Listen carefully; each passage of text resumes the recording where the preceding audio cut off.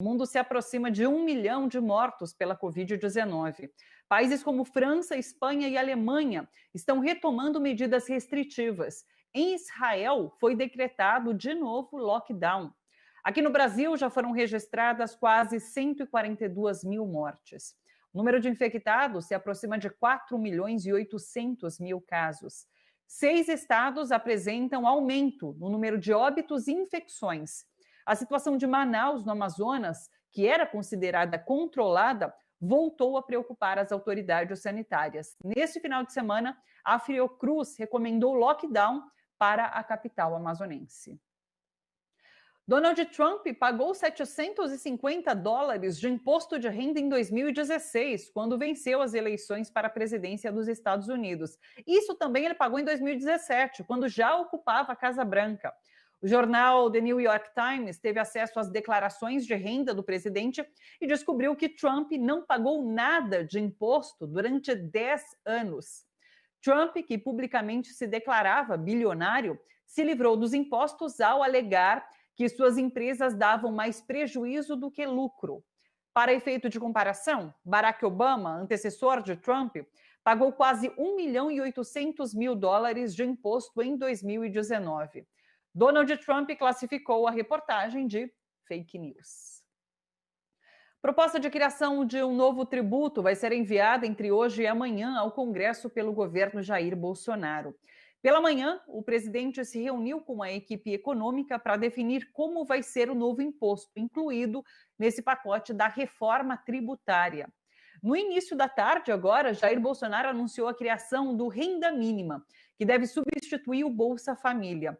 De acordo com o relator dessa proposta de emenda à Constituição Emergencial, o senador Márcio Bittar, o programa será financiado com recursos do Fundeb e verbas reservadas no orçamento para o pagamento de precatórios. Pois é. A Procuradoria-Geral da República pede que o STF investigue declarações homofóbicas do ministro da Educação. Numa entrevista ao jornal Estado de São Paulo, Milton Ribeiro disse o seguinte, veja só: acho que o adolescente que muitas vezes opta por andar no caminho do homossexualismo tem um contexto familiar muito próximo, basta fazer uma pesquisa. São famílias desajustadas. Algumas falta atenção do pai, a falta atenção da mãe.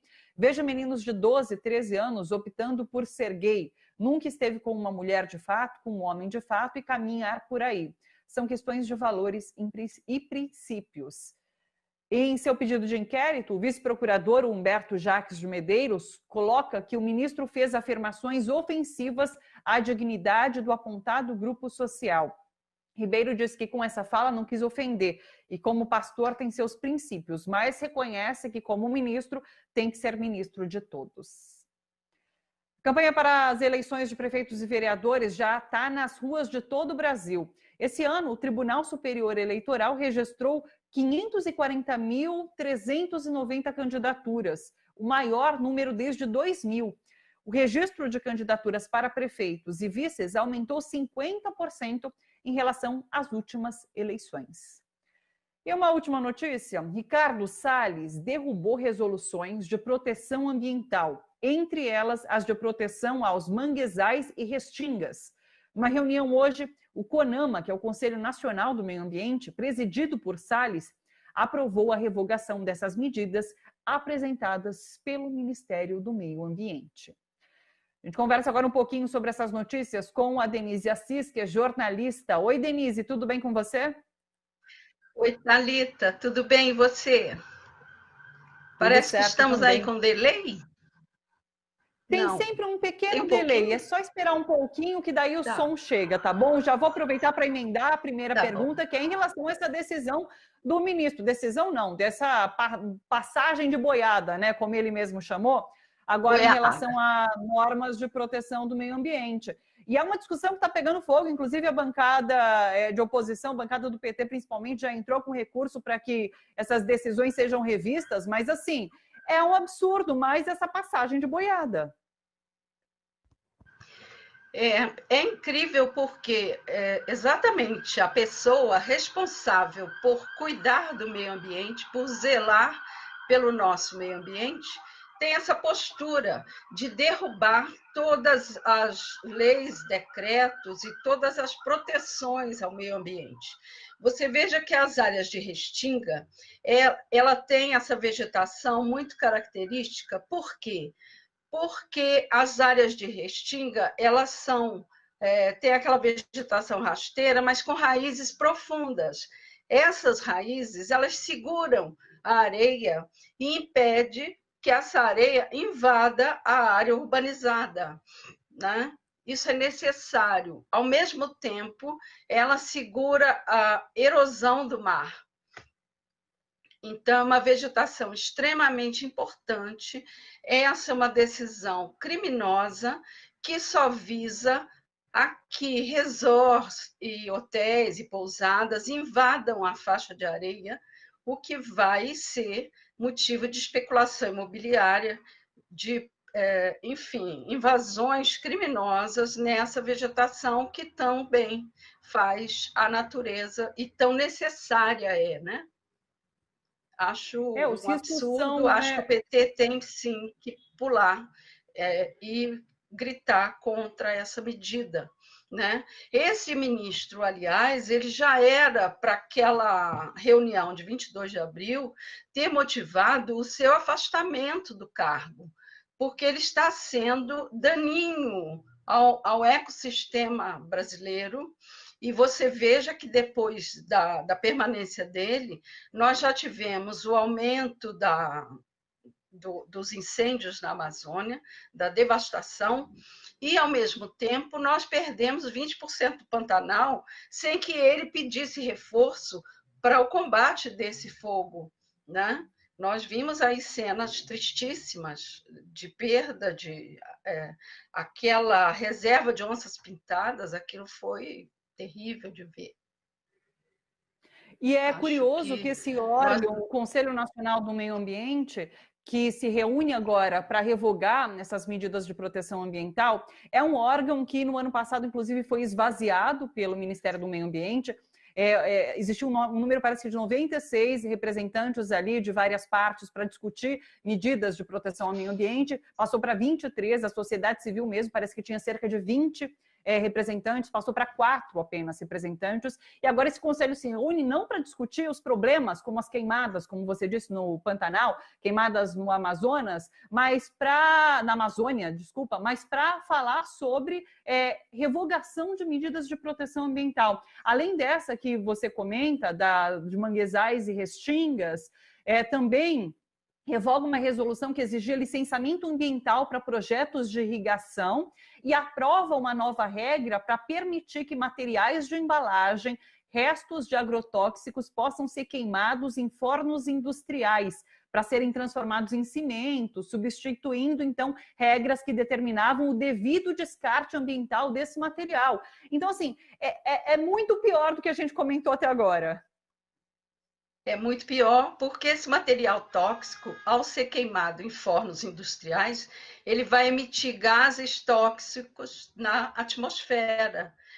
Isso aí sempre foi muito condenável. Além de tudo, você amplia essa questão do buraco da camada de ozônio, porque esses gases eles emitem todo tipo de fumaça tóxica que você possa imaginar.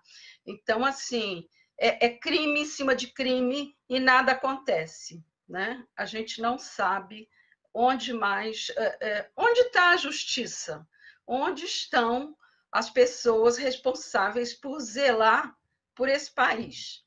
O que nós podemos esperar desses conselhos de justiça, do Supremo até, que em várias questões se omite, aliás.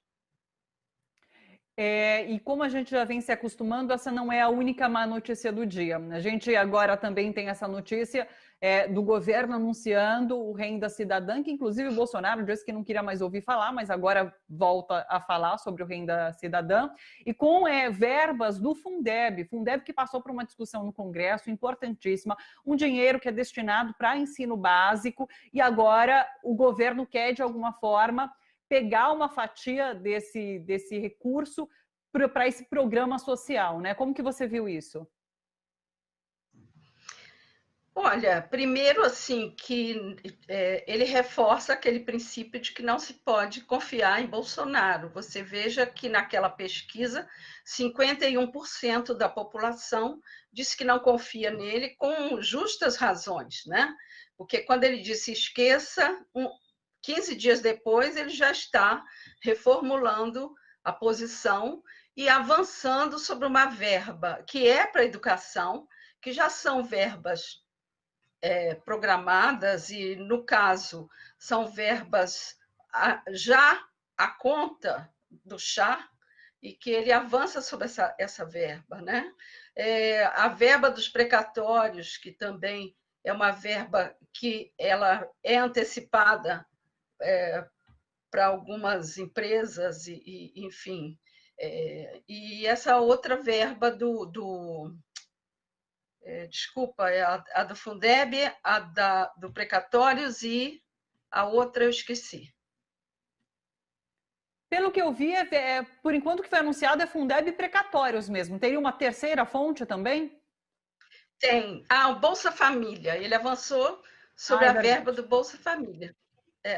Então, assim, dá com a mão e tira com outra, num país que já está tão precarizado, que já perdeu 10% do seu PIB, que já está com uma taxa de desemprego de 14%, né? Enfim, a disparidade social enorme,